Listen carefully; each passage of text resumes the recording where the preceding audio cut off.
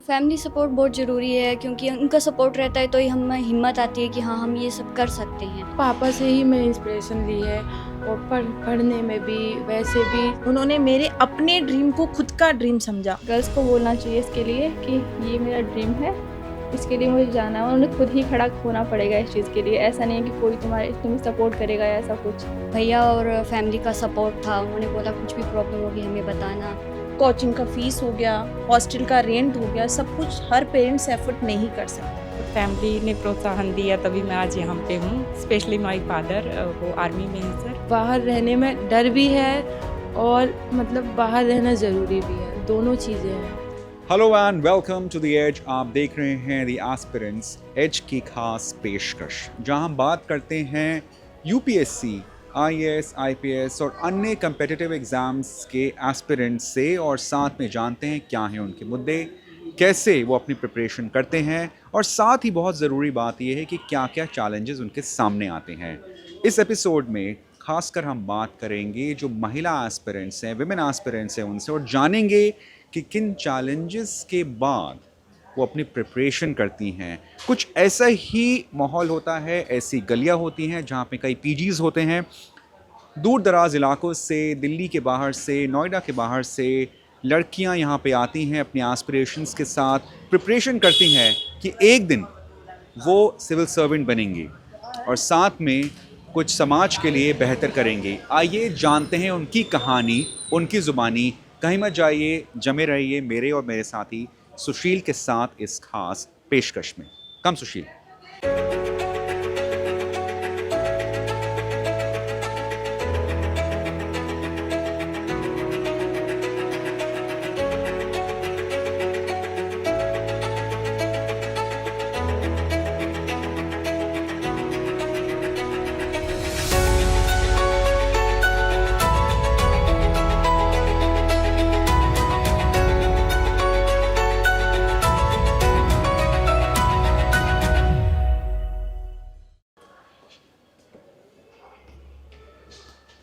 ये नोएडा का एक पीजी है जहाँ पे हम लोग बात करेंगे एस्पिरेंट से।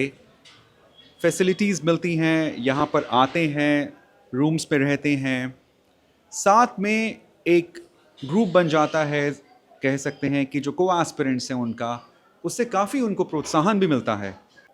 अक्सर हम एस्पिरेंट की बात करते हैं, एक दिमाग में ख्याल आता है कि एस्पिरेंट्स तैयारी कैसे करते हैं, किस तरीके से करते हैं, क्या कुछ खास प्रिविलेज होते हैं बच्चों के पास कि वो पढ़े जा रहे हैं, तैयारी करे जा रहे हैं। लेकिन ऐसा कुछ नहीं है, कोई प्रिविलेज नहीं होता है, बहुत बेसिक लाइफ होती है। आप देख रहे हैं मेरे पीछे, ये एक बिस्तर है, सिंगल बेड है। यहाँ पे एक एस्पिरेंट जो है वो अपनी प्रिपरेशन कर रहे हैं और जिस तरह से हम इस पूरे सीरीज़ में आपको दिखाते रहे हैं कैसे उनकी प्रिपरेशन होती है। सुशील अंदर आ जाओ, जो शो अराउंड कि वो कमरा जो है वही उनकी ज़िंदगी बन जाता है। यही उनका एक स्पेस है जहाँ पे पूरी तरीके से एक 100% डेडिकेशन के साथ वो अपनी प्रिपरेशन करते रहते हैं। चैलेंजेस चाहे कुछ भी हों, लेकिन उनकी कंसंट्रेशन जो है वो ना टूटे। और इस कमरे में पूरी दुनिया होती है, उनके खान पान का सामान, किताबें, जो भी चीज़ उनको उनके एग्ज़ाम या प्रिपरेशन में मदद करे। और इस एपिसोड में तो हम खासकर बात कर रहे हैं विमेन एस्पिरेंट की, तो उनके लिए क्या चैलेंजेस होते हैं। और ख़ास करके काफ़ी एस्पिरेंट्स जो हैं वो दिल्ली से, जो एक हब है एस्पिरेंट्स का, वहाँ से बाहर से आती हैं। मेरे साथ एक कैंडिडेट है, एस्पिरेंट है, मैं नाम नहीं लूँगा क्योंकि she has requested an anonymity in terms of name, लेकिन वो कैमरे पे आएंगी और अपनी बातें बताएंगी। बहुत ही इनकी उम्दा स्टोरी है। अक्सर हम देखते हैं कि पार्टनर्स हो गए, पेरेंट्स हो गए, रिश्तेदार हो गए, कई केसेस में रेजिस्ट करते हैं, ज़्यादातर केसेस में हेल्प करते हैं, तभी यहाँ पे बच्चे आ पाते हैं।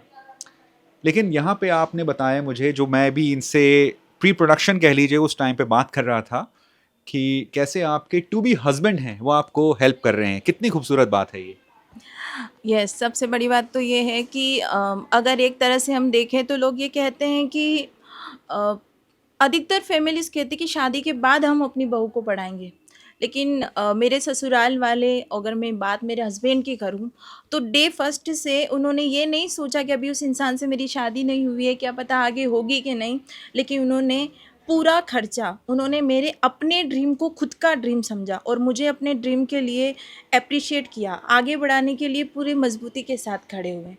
तो मैं सबसे पहले तो उनका थैंक यू बोलना चाहूँगी दिल से, क्योंकि ऐसे तो मुझे कोई स्टेज मिला नहीं है उनको थैंक यू बोलने के लिए पर्सनली, तो मैं इसलिए उनको बोलूँगी दिल से थैंक यू सो मच कि मुझे आपके जैसा लाइफ पार्टनर मिला। और अगर मैं यूपीएससी की बात करूँ तो यहाँ तक पहुँचना हर बच्चे के लिए पॉसिबल नहीं है, क्योंकि दिल्ली बहुत ही कॉस्टली एक सिटी है, मान सकते हैं अपन, क्योंकि यहाँ आना, यहाँ का कोचिंग का फ़ीस हो गया, हॉस्टल का रेंट हो गया, सब कुछ हर पेरेंट्स एफर्ट नहीं कर सकता। हाँ, लेकिन मेरी सभी बच्चों से एक पर्सनली एडवाइस है कि आप ऑफलाइन नहीं ले सकते, लेकिन एक बार यूपीएससी पढ़कर ज़रूर देखिए। ज़िंदगी में जो चेंजेस आप किसी शास्त्र को पढ़कर नहीं हो सकते, वो चेंजेस यूपीएससी को पढ़ के हो सकते हैं। आपकी मेंटालिटी देख सकते हैं, आपकी पर्सनालिटी, आपकी स्किल्स वगैरह सब कुछ काफ़ी ज़्यादा चेंजेस आ जाएगा। और कुछ लोग ऐसे होते हैं जो गुस्सा वगैरह करते हैं, बोलते हैं हम कंट्रोल नहीं कर सकते, तो बेस्ट कंट्रोलर है यूपीएससी। वो पेशेंस जो है एक तरह से, एक पेशेंस क्रिएट करने के लिए सबसे बेस्ट यूपीएससी है, राइट। सबसे बेस्ट। मेरा एक बहुत ज़रूरी क्वेश्चन ये है कि आप मंदसौर से आए, आपने बताया यहाँ पे आए थे आप, क्या क्या चैलेंजेस रहे और क्या शुरुआत में आपको घर से वो सपोर्ट मिला कि ठीक है बच्चे आप जाएं पढ़े और यू नो आप करिए प्रिपरेशन, हम आपके पीछे हैं? सपोर्ट की बात करूँ तो फैमिली का भी सपोर्ट रहा है। ये नहीं कहूँगी कि उन्होंने नहीं कहा कि मत पढ़ो, मतलब उन्होंने हमेशा मुझे कहा है कि आपको जहाँ जाना है वहाँ जाके पढ़े। और अगर बात चैलेंजेस की करूँ तो यहाँ आने के बाद मेरे साथ काफ़ी ज़्यादा चैलेंजेस आए हैं। सबसे बड़ी बात अगर मैं प्रैक्टिकली सोचूं तो मेरी खुद की एक पर्सनल प्रॉब्लम है, मैं एक हैंडीकैप गर्ल हूँ, तो यहाँ से आने जाने में, यहाँ के खुद को बैलेंस करके कोचिंग जाना आना, हर उस चीज़ को फेस करना जो शायद हमने कभी सोचा नहीं था कि ये चैलेंजेस आ सकते हैं। हम घर के 5 जनों के बीच में रहते तो वहाँ हमें कंफर्टेबल लगता है, लेकिन यहाँ एक पूरी आबादी के बीच में खुद को एक कहते हैं कि खुद को सर्टिफाइड करना कि नहीं आई एम द बेस्ट, उस चीज़ को लेकर हमें खुद को कॉन्फिडेंट रहना, खुद को मोटिवेट रहना और अपनी पढ़ाई को भी प्रॉपर चलाना, ये काफ़ी कॉम्प्लिकेटेड हो जाता है एक गर्ल के लिए। गर्ल और बॉय कोई भी हो, सभी के साथ यही चैलेंजेस आते हैं। इसलिए मैं कहती हूँ कि ना वीडियो मोटिवेट करता है ना कोई टीचर मोटिवेट कर सकता है, सेल्फ मोटिवेशन सबसे ज़्यादा ज़रूरी है। आपका मेंटोर कोई रहा है? जैसे आपने कहा कि आपके खुद के चैलेंजेस रहे हैं, जिस तरह के आपका एक स्पेशल एबिलिटी है आप में, तो आपके जो है कौन रहे हैं मोटिवेटर या मेंटोर कहें तो? एक्चुअली जब से 2 साल हो गए हमारी इंगेज को, तो मेरे हस्बैंड हैं, मुझे काफ़ी मोटिवेटेड करते हैं। कभी उन्होंने ये नहीं कहा कि नहीं तुम्हें इसी साल क्वालिफाई करना है, उनका हमेशा से रहता है कि एग्ज़ाम दो, अगर फेलियर्स हुए तो एक नेक्स्ट अपॉर्चुनिटी मिलेगी कि हम नेक्स्ट बार क्वालिफाई कर सकते हैं, हम अपनी गलतियों को एनालिसिस करके आगे बढ़ सकते हैं। और अगर सेकंड मोटिवेशन पॉइंट तो मैं खुद एक मोटिवेशन हूँ अपने आप के लिए, सेल्फ मोटिवेटेड हूँ, मुझे ना किसी वीडियो की नीड है और मैं उस ईश्वर का भी थैंक्स करती हूँ कि उन्होंने मुझे इतना कैपेबल और इतना मोटिवेशन बनाया है कि मुझे कोई नेगेटिविटी घेर नहीं सकती। Thank you. You are incredibly brave. I can say that. I wish you all the best. मैं हर किसी से यही बोलता हूँ कि नेक्स्ट टाइम मैं आप लोगों के पास आऊँ या कोई भी आपके पास जर्नलिस्ट आए तो शायद आप ऑफिसर बने, जिस चीज़ के लिए आप इतनी मेहनत कर रहे हैं, इतने सारे चैलेंजेस को सरमाउंट कर रहे हैं, I am sure you will achieve that. Thank you for talking to us. और कहानियाँ हम लाते रहेंगे। कितनी खूबसूरत बात है कि जैसे खुद बताया, मैं नाम नहीं लूँगा, I am sorry for that, इन्होंने खुद बताया कैंडिडेट ने कि किस तरीके से जो उनके टू बी हस्बैंड हैं, अभी रिश्ता नहीं हुआ है, वो उनकी हर कदम में मदद कर रहे हैं। कई कहानियाँ, कई इंस्टांसेस ऐसे ही भरे हुए हैं एस्पिरेंट्स की दुनिया में। बात है बस खोजने की, हम आपके सामने यही लाते रहते हैं।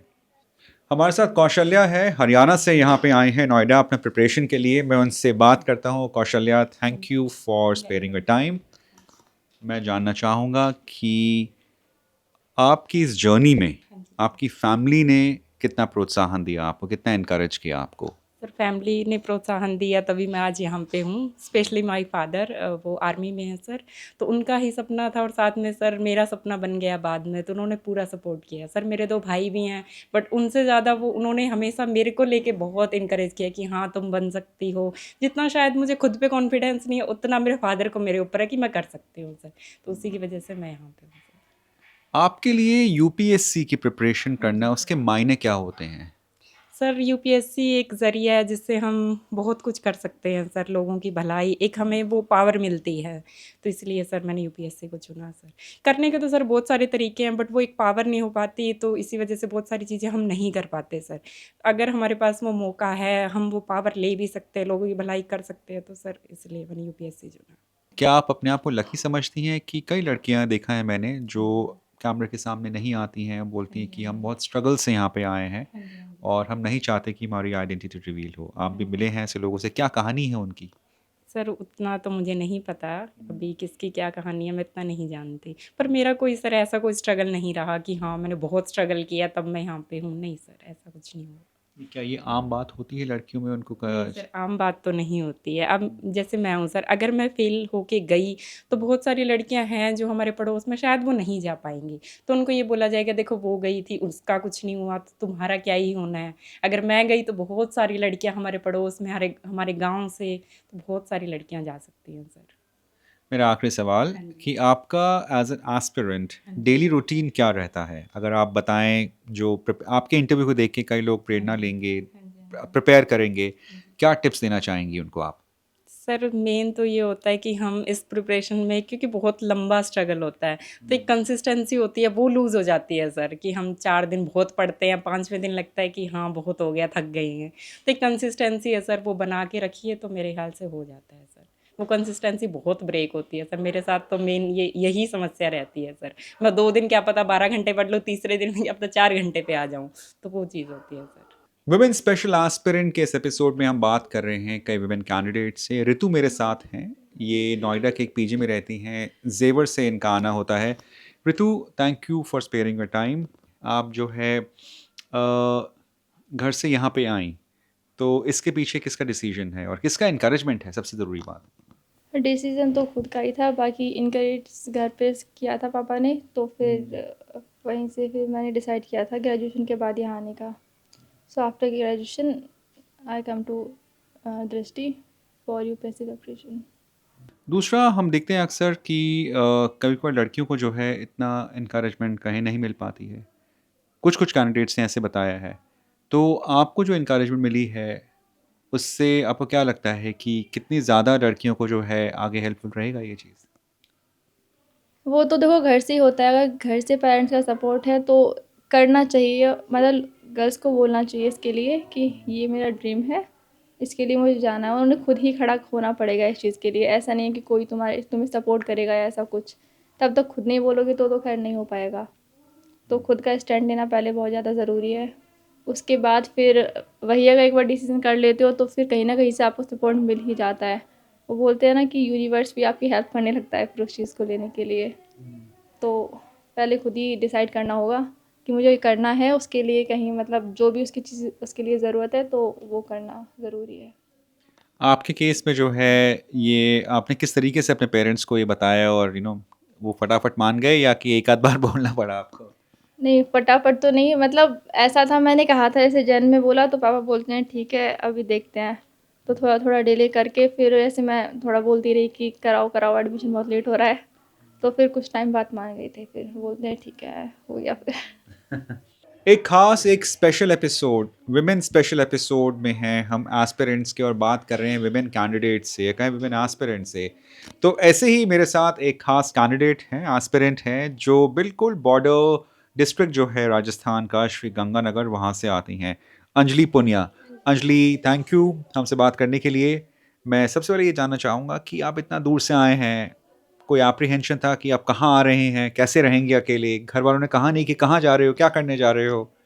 नहीं, ऐसा तो कुछ नहीं है। जैसे मेरा स्कूल कंप्लीट हुआ तो उसके बाद में मुझे ऐसा नहीं था कि मैं दिल्ली आऊँगी, पर मेरे भैया ने मतलब यहाँ फॉर्म वगैरह भरे मेरे कॉलेज में, ड्यू में, तो उसके बाद में भैया ने बोला कि तुम्हें दिल्ली जाना है। तो उस टाइम पे दिमाग में बहुत सारे सवाल आ रहे थे कि कैसे रहूँगी इतनी दूर अकेली, घर वाले भेज तो रहे हैं, सब कैसे मैनेज होगा। पर भैया और फैमिली का सपोर्ट था, उन्होंने बोला कुछ भी प्रॉब्लम होगी हमें बताना। वो मतलब पूरा सपोर्ट करते हैं और अच्छी जर्नी रही और अभी तक मुझे 4 साल हो गए हैं दिल्ली में। ओके। और ऐसे में जो है कितना ज़रूरी होता है कि फैमिली सपोर्ट मिले? जैसे आप जैसे कैंडिडेट्स जो होते हैं कि जो अपने घर से इतना दूर आए हैं, हम देखते हैं अक्सर कि कभी-कभार नहीं हो पाता है। तो कितना ज़रूरी है आपके लिए पूरा फैमिली सपोर्ट? फैमिली सपोर्ट बहुत ज़रूरी है क्योंकि उनका सपोर्ट रहता है तो ही हमें हिम्मत आती है कि हाँ, हम ये सब कर सकते हैं। वरना एक टाइम पे ऐसा होता है कि बंदा टूट जाता है कि नहीं, अब ये प्रिपरेशन नहीं होगी, बहुत लॉन्ग जर्नी है, कैसे होगा सब। पर घर वाले हमें समझाते हैं कि नहीं, तुम कर लोगे, हमारा सपोर्ट है तुम्हारे साथ और तुम अच्छे से करोगी। तो वो रहता है। आपने बताया कि आपके ब्रदर ने काफ़ी आपको एनकरेज किया। तो बाकी जो हैं घर में पेरेंट्स, उनका क्या कहना था इस बारे में? पेरेंट्स का यही रहता है कि अब 12th क्लास कर ली, स्कूल तो कंप्लीट हो ही गया है, चलो इनकी शादी वादी का देखते हैं, ये सब रहता है उनका।